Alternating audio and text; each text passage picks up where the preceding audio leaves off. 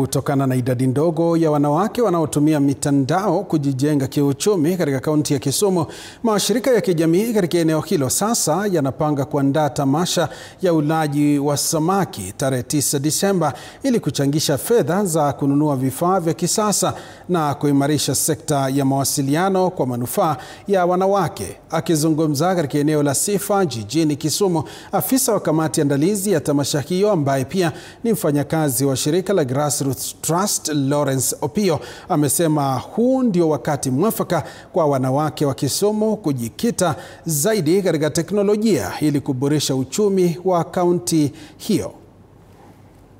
Wengi bado hawajakuwa katika space ya teknolojia, na hiyo imetufanya tuandae hii sherehe ya mashindano ya kula samaki ili hela yenye itatokea tuitumie kufungua vituo vingine hapa Kisumu, na hizo vituo zitatoa huduma.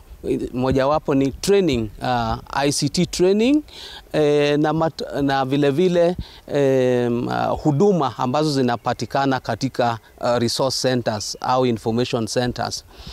Na tuna matumaini ya kwamba matokeo au pesa ambazo zitatoka kwa hizo taasisi vile vile tena zitarudi kwa vikundi vya wamama hao. Haswa tunalenga wakina mama ili wawe teknolojia savvy, wawe wamama wa kisasa wenye wanaweza kutumia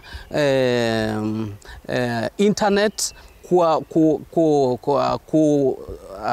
kuuza bidhaa zao na kununua bidhaa kwa mawasiliano, kupata habari hizi za serikali zenye zinawekwa katika website na habari mbalimbali. Tunataka kuleta wamama katika space hii ya technology.